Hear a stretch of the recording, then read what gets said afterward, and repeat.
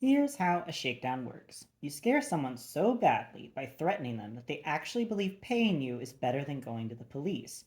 Because they figure if you have the brass to threaten someone with impunity, you must have impunity. You scare someone to the point that everything they've ever learned goes out the window and they just rely on that fight or flight impulse. Except that instead of running away, they cower, they submit. In Cricket's case, her shakedown came far easier.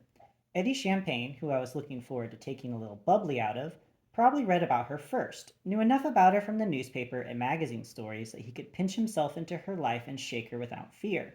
There was no Dixon Woods to show up in the middle of the night and slap him around. The only impediment was going to be time and knowledge. Time for his past to find him, time for Cricket to wise up. So it didn't surprise me that he had disappeared when he did, or that Barry recognized him, or that as soon as he disappeared from Cricket's life, someone else showed up to collect, or that he thought he might need guns at some point. I explained this very thought process to Cricket as we sat in her living room, her newly adorned living room, waiting for her bad guys to float up to her dock. I needed to make sure the men who came to collect were the same men as always. If they were, I'd know Eddie was none the wiser. I told her she didn't need to be afraid anymore because whoever those men were, they had nothing on me. That she should be calm now, that I was in control. But it didn't stop her from looking panicked. I understand that all intellectually, she said, but they scare me. Trust me, I said. 20 minutes later, a Power Quest zipped up to Cricket's dock. It was an expensive model, the 340 Viper, and it looked new. I counted 3 men on the boat. The most marked characteristic I picked out about all three was that they tucked their shirts into their shorts and that they were wearing what looked like orthopedic sandals, the kind with the straps that wrap around the ankle and have extra padding to fight against aggressive cases of plantar fasciitis. They looked like the kind of guys who took lunch at that one strip club with the afternoon buffet. I put all three of them at no older than 40. I put their weights down as no less than 250, and that wasn't muscle weight or water retention. That was cheese and beef weight. In their free time, when they weren't shaking down women, I suspected they sat at that boat together and listened to the Jimmy Buffet box set and told one another lies. What they weren't, categorically, was dangerous. I asked Cricket if these were the same three guys who always collected from her. She said yes. Sam was waiting for her down the drive, but before I let her leave, I asked, "And what scares you about them?" "They threatened to kill me," she said. "If they killed you," I said, "they wouldn't get any more money out of you. If they killed Dixon, same deal." Cricket thought about that. "I never considered that," she said. "I know. That's why you can trust me, okay?" I watched the men walk from the dock and cross the grass-green pathway that circled around the numerous estates and led up from the personal marinas. "Sam is waiting on the other side of your gate in your car. I'm going to take care of this. If you hear something that sounds like a gunshot while you're walking, don't be concerned." "What does a gunshot sound like?"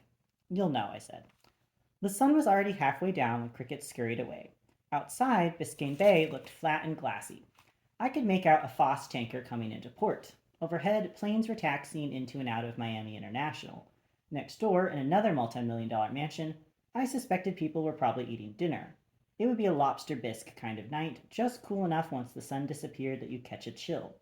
Dixon Woods, the real Dixon Woods, was making calls right now, I was sure of that, trying to figure out who Hank Fitch was. Brenda Holcomb was explaining just what the hell had happened in the offices of Longstreet Security. Natalia Choplin was likely plotting how to kill me. My own government was working on that issue too. My mother was smoking, my father was rotting in the ground, and though there was plenty of space in the cemetery, I had no desire to join him. I checked my gun, made sure the silencer was on just right. I cracked my neck because I'd slept funny the night previous.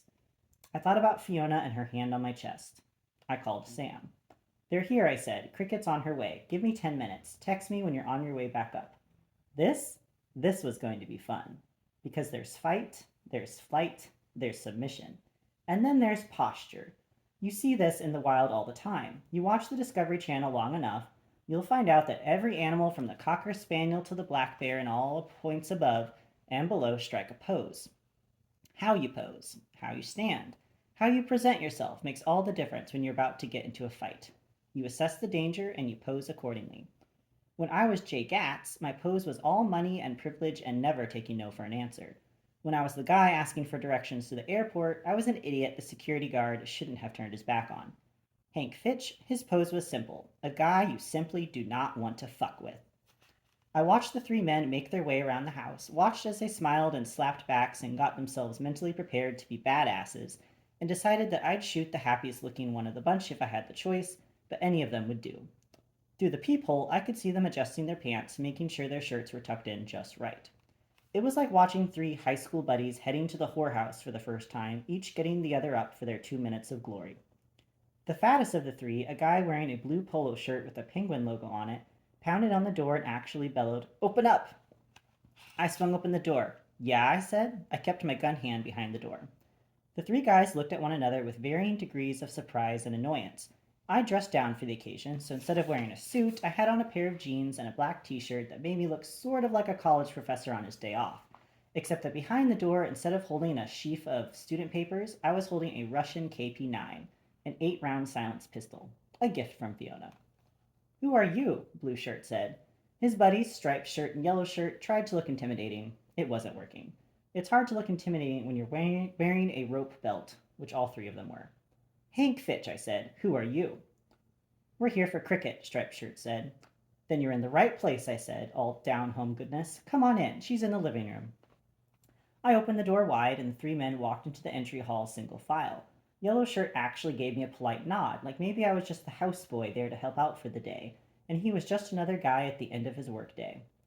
I could have shot each of them in the back of the head before a single one of them had a moment to react. Instead, as they walked by, I did a cursory once over again, just to see if there were any bulges in odd places apart from their guts. All three had cell phones clipped to their belts, while Striped Shirt had an ancient looking revolver shoved down the front of his shorts. This would be fun. Blue Shirt and Striped Shirt had wedding rings. Yellow Shirt had a wedding ring and one of those bulky class rings. I had a feeling it wasn't from the Citadel. All three of them were wearing Rolexes. I followed them into the living room where all three were standing around looking lost. Everything in the room was different, right down to the window shades and pictures. I had my hands behind my back in a courtly pose that I figured would make the fact that I had a gun in my hand less apparent. Not that these three had much in terms of cognitive resonance. "What's going on here?" Blue Shirt said. "Where's cricket?" "New rules," I said. "Yeah?" Blue Shirt said.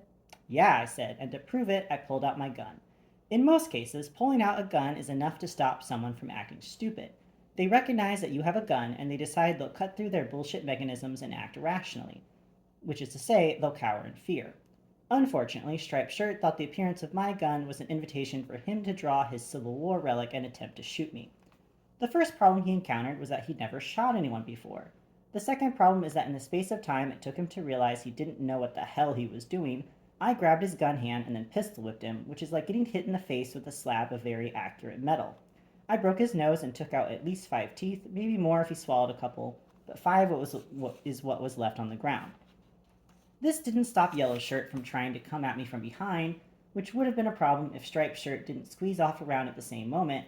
I doubted it was intentional, but involuntary things happen when you're writhing in pain, hitting his partner in the leg. It was all over in about 5 seconds, and I didn't even need to personally shoot anyone. I gently removed the gun from Striped Shirt's hand and emptied the bullets into my pocket while Blue Shirt just sort of stared at me. "Here," I said, and handed the gun to Blue Shirt, who shoved it wordlessly into his cargo shorts. I decided to let Blue Shirt be the one to make sense of it all, since one of them had to be alert. "I'd hate for your friend to lose such a priceless heirloom. If you get shot in the leg, here's what happens. The bullet enters your leg, which hurts, and then, if it hits the bone, the odds are the bone will shatter, which also hurts. The shattered fragments of bone will scatter around inside your leg or out the back if the bullet doesn't get lodged in the muscle. What does hurt feel like? It feels like someone has detonated a bomb inside of you. It feels like someone has replaced your blood with hot gravel. It feels like you're about to die. Because you'll actually be suffering from three wounds: the entry wound, the percussion wounds from the bullet pinging around your bone, and the exit wound. You'll probably flop on your back and then black out. When you awake, which could be just a few seconds later, you'll probably cry. People who get shot tend to cry. If you think you're going to get shot, tell your two buddies who think they're tough guys, but who really haven't had any experience with this kind of conflict, who have only seen people shot on television and in video games, because if you run around with two buddies, the odds are you play video games, to eat a light lunch too. Get shot in the leg in front of your two buddies, and as soon as they are showered by bits of bone, skin, muscle, and maybe a little bit of your orthopedic sandals, the odds are they're going to dry heave. If you want to go into a field of business where people will get shot around you or where you might get shot, it's a nice idea to strengthen your gag reflex. After Blue Shirt and Striped Shirt stopped gagging, Striped Shirt on the perfect mixture of his own blood and a nice sum of his own teeth, I gave a whistle to get their attention. Gentlemen, I said, unless you want your friend to bleed to death, you might want to apply a tourniquet to his leg. Blue Shirt looked at me blankly. Striped Shirt was still trying to catch his breath, which was hard because his face was broken in half. Yellow Shirt, he was moaning and crying and trying to crawl away, which wasn't working too well because he had a shattered shin bone. The truth was that he was unlikely to bleed to death anytime soon, but it wouldn't hurt to staunch the bleeding lest he slip into shock from blood loss and go into cardiac arrest. What's your name? I said to Blue Shirt. I had the gun on him, which I think got him to focus. Stan, he said. His voice was weak and scared, which was the point after all. Stan, I want you to take off that rope belt you have holding up your shorts, and I want you to bind it tight across your friend's shin. Stan yanked his belt off and did just that. Striped Shirt at this point was a useless mess. He was curled against the wall beneath the mirror and was sort of mumbling and whimpering. He'd need plastic surgery if he ever wanted to model. He was sputtering now, coughing, gagging some more. Tell your friend over there to lean forward or else he's going to choke on his own blood, I said to Stan. If he leans forward, it will drain. Stan repeated what I just said, which actually got Striped Shirt to move. You killed my brother-in-law, Striped Shirt managed to say once he was able to cough out some blood. He meant, I presumed, the guy he actually shot. I didn't kill anyone yet, I said. If he's still bleeding, that means he's still alive. That's how that works. I leaned down and looked at Yellow Shirt's wound. It was a good one, but he'd live. He'd limp for the rest of his life, but he'd have a good story to tell, replete with a moral and everything. Stan, I said, you'll note I haven't hurt you yet, so let's get something straight. Anything, he said. As you can see, I said, Cricket is no longer with us. Whatever debt you think she owed you, that's gone. We just collect, Stan said. He was looking back and forth at his two friends, like he couldn't believe what he was seeing, like he'd never imagined a situation in his life where he'd be surrounded by that much blood. Faces and legs tend to gush. Of course you do, I said. Now let's be straight here, gentlemen, before I have to shoot someone else. Would I be correct in saying you work for Dixon Woods? I don't even know who Dixon Woods is, man, the shot guy spit out. He was rather lucid now, despite the gunshot wound, the pain, the tourniquet, the likely realization he was having that he'd have to explain to his wife how he got shot. I've been shot for some motherfucker I don't even know. I'm having trouble seeing. Jesus, I'm going fucking blind over here. You should know your clients better, I said. What kind of organization sends 3 men to collect from a woman? You need to talk to your boss, gentlemen, get a better idea of the dangers involved. Maybe see if he'll spring for some shooting lessons. A lesson would be a good thing to have had right now, wouldn't it, Stan? No, sir, Stan said. We can be honest with each other, Stan, I said. Let me guess, you just like to slap women around. Is that right, Stan? No, sir, he said again. What about you? I said to Yellow Shirt, whose yellow shirt was now covered completely in sweat. It did look like he was suffering. I'm going blind, Yellow Shirt said again. That's from pain and blood loss, I said. I turned to Stan. What exactly do you do for a living, Stan? What? He was starting to get glassy-eyed too, slipping into shock, and nothing had even happened to him. That can happen when you're in combat. You see someone get shot in front of you, it has a life-affirming effect or it has a life-stunting effect. On Stan, it seemed to be the latter. The one with the broken face had fallen oddly silent too, apart from the crying and this weird sucking sound he was making through his missing teeth. Do you have a job, Stan? Something that allows you the opportunity to leave work early on a Thursday to shake down socialites? We sell real estate, he said. See, that's interesting, I said, because you know what I do? Stan shook his head. He was starting to look a little clammy. I invest. Take a look around, Stan. What do you see? Stan looked around. Furniture? He said. What kind of furniture, Stan? Nice stuff, he said. That's right. What else? Look outside. Go ahead. Stand up. What do you see? Stan got up, looked outside the window, saw the new flowers, the decorative stones, the Malibu lights, which weren't armed yet because a guy needs to keep his surprises to a minimum sometimes. The trimmed lawn, I even had the fountain going. You've taken care of the garden again, he said. Made it look nice. Right again, I said. You see, Stan, while you were busy shaking Cricket down for your boss, and we'll get to that in 1 second, Stan, because I can see you're starting to get nervous that maybe I didn't believe your friend's assertion that he didn't know Dixon. I was looking at the big picture from a boss perspective. Saw a real business opportunity here. You 3 are just bag men. But I like Dixon's moxie here, pimping his own wife. That's a class operation. So you know what I did? I bought the house. I pointed the gun at Stan when I said this. Let him know I really meant what I said. I didn't, of course. At least not exactly. Look, Stan said, don't shoot me. I'm not going to shoot you, Stan, I said. Whatever gave you that impression? You shot Burl, he said, pointing to the man on the ground. I didn't bother to correct his error. If he thought I shot his friend, all the better. Why don't you just tell him all of our names? Burl said. Give him your social security number while you're at it, Stan. Jesus, I'm having trouble breathing.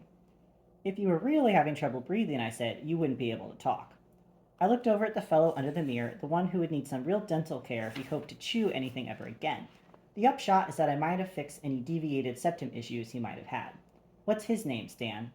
Danny, he said. Okay, I said. Stan, Burl, Danny, here's the deal. I know you're working for Dixon. I don't hold that against you. But Dixon and I have a business interest overseas that he's reneged on recently. It took me a very long time to find him, so I was fortunate when I finally met Miss O'Connor and learned of her problems. She's graciously allowed me to move into her home, which I've happily done. The real problem, the one you three are paying the price for here, is that your employer Dixon owes me a substantial amount of money, gentlemen. So I want you to get him a message. Are you listening? Stan, Burl, and even Danny all regarded me with expectant looks. I'm not concerned about the opium anymore, the price of doing business. All three men darted looks at one another. If I had an idea about Eddie Champagne, it was that even the people working for him, in this case 3 real estate agents, were probably suspicious of his background, but not all that willing to be too suspicious if money kept flowing to them. Now that one of them had been shot, opium farms in Afghanistan probably seemed like a real possibility. I figured if I tossed in the price of doing business as a mysterious rejoinder, well, they'd figure getting shot was the price too. At any rate, I had their attention. What I can't forgive, I continued, is the mess he left me with in California. That ended up costing me a great deal of money and resulted in the Mexican mafia putting a hit order on me, which you can imagine didn't please me. Now I was just riffing, adding on, letting Stan, Burl, and Danny know they were in deep with someone they didn't even know, someone who might end up rolling a hit onto them. Guys like Hank Fitch can deal with the La M. Stan, Burl, and Danny, they watched documentaries on Dateline about that sort of thing and felt claustrophobic with fear, as if watching the program might mark them as snitches and result in a shank in their granite-lined showers while their wives pressed their morning espresso. Eddie Champagne, if he knew Dixon Woods had a problem with the Mexican mafia, Eddie would ditch his name and his holdings and any money he thought anyone might associate with it and get out of town quickly. Out of the country if he could, but I had Sam working on that. But this new real estate business Dixon is in, I find very compelling, I said. I can't imagine it's on the level. Is it, Stan? Mr. Fitch, he started. Hank, I said. We're friends. Call me Hank. Whatever you had with Mr. Woods before today, we weren't aware of that, Stan said. There it goes, Brill said. We're fucking dead. Do you get that, Stan? We're fucking dead. Danny, we're fucking dead. You, I said to Burl, quiet. I pointed the gun at him when I spoke, which was a mistake because he immediately pissed himself. There was now piss and blood on the floor. Fortunately, the furniture looked pretty good. I was keeping the exchange of fluids pretty well contained to the fireplace region. Continue, I said to Stan. I want to help you close this deal, he said, like we were sitting in the front of his BMW talking about a house in a subdivision. All I know, all my associates know, is the business end. Dixon tells us where the money is, we get it, we make it happen. All this drug stuff, that's not us. Of course it isn't, I said. I smiled, just to let Stan know I understood, let him know that this was all just a big misunderstanding. You just come around and fleece defenseless women. Is that right, Stan? Pretend to be a tough guy? Make a woman lose her house to a guy like me? Make her a fucking shell of a human? That's what you do? Stan looked nervously at his two friends. Well, it's what I say it is, I said. Yes, sir, Stan said. What about you, Burl, I said. I can't feel my foot, Burl said. That's because you've been shot in the leg and no blood is making it to your foot right now, I said. I was about to ask Danny, the guy in the striped shirt, if he agreed too, but he still didn't look like he could be engaged in conversation. You were saying, Stan? The problem, as I see it, Stan said, is that in order for me to help you with your plans, it would be helpful if we could cut Dixon out of it. No need to have him involved, respectfully, if you're interested in getting into this market. I had to hand it to Stan. He was a good real estate agent. Go ahead, I said. We have relationships in place already, Stan said. He rattled off the names of several high-profile banks where he had contacts, and where he said he ran millions of dollars in silly loans daily. What he outlined was a nice criminal enterprise of faulty loans that no one would know about unless the bank started paying attention, which I had a feeling was about to happen. Soon enough, if you watched the news, you knew everyone working in real estate would get caught, even the legit companies. We could bring you into the fold, get you started locally, avoid all this crap with Dixon. This island, it's gold, Mr. Fitch. He explained that over the last year, they'd become very adept at getting loans on properties all over Miami for far more than the property was worth, that they paid the right people using Dixon's connections and reputation, and that it was now a flawless clockwork operation. We could use a person with your flair, Mr. Fitch, to really take this to the next level. That's very generous, I said, though I wasn't precisely certain what it meant. But I had a feeling Barry might. And in return, you make sure Dixon doesn't kill us, he said, or have his people hurt our families. You seem like the kind of person who could help with that. His people. The only people Eddie Champagne had were probably living in a trailer in Sarasota, hoping to get bitten by a gator on state land so they could sue. Hank Fitch, however, was precisely that kind of guy. Still, I had to hand it to Stan. In the face of adversity, he managed to bring his A game, negotiation wise. He almost had me believing that this was all an excellent idea, but one had to admire a guy who could negotiate a deal to save his ass and get a new, meaner, more obviously psychotic business partner. Stan wouldn't make a bad warlord. There'd still be the matter then of the debt Dixon owes me, I said. We could cover that debt, Stan said. It's sizable, I said. I told him it was $5 million. I figured that would cover all my bases. We could cover that debt, Stan said, though he swallowed perceptibly. Wired, I said. Wired, Stan said. By tomorrow, I said. I don't know if by tomorrow, I said. By tomorrow, Stan said. I extended my hand and Stan shook it. You have a deal, Stan, I said. My cell chirped and I saw a text from Sam. Everything was working better than I could have possibly hoped for. There's something I want you to see. I stepped Stan over to the window so he could see Sam drive up and park Cricket's Mercedes. Sam was behind the wheel, Cricket was in the passenger seat, and Nate was sitting in the back. You see those two men with Cricket? Stan nodded. You don't seem like a bad guy, Stan, and neither do your friends. Thank you, he said, because I think he thought that life was just getting easier and easier. But I am, I said. You screw me, those men are going to kill Cricket. There's nothing you'll be able to do to stop it. And you might notice that you've touched quite a bit of stuff in this room, Stan. Fingerprints everywhere, a good amount of blood and piss too. Let's not forget motive. You watch CSI, Stan? Sometimes, he said. Watch it this week.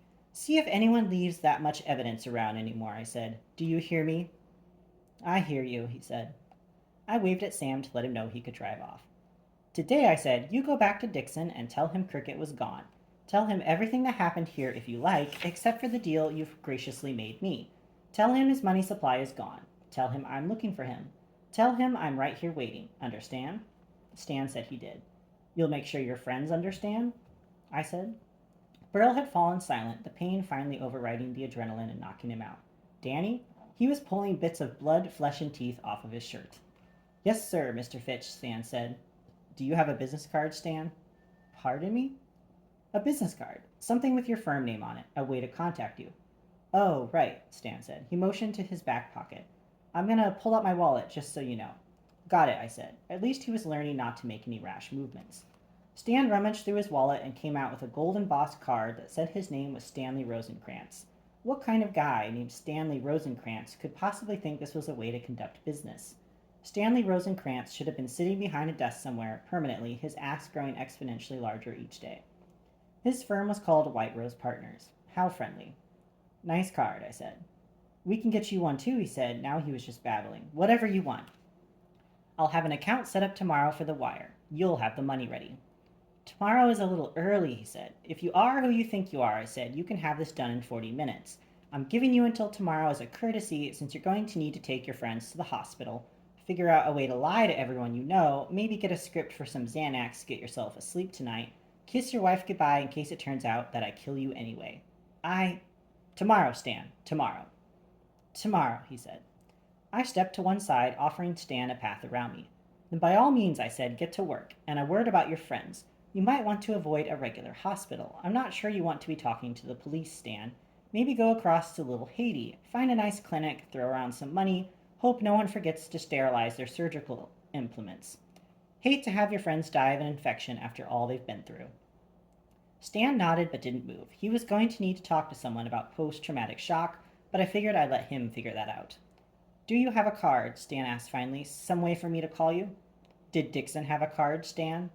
Well, yes, he said. Eddie Champagne really was an idiot. That's why I'm not Dixon Woods, I said. When you think you need to contact me, I'll already have contacted you. That sounded ominous enough. I let it sink in. Now, Stan, get the fuck out of my house.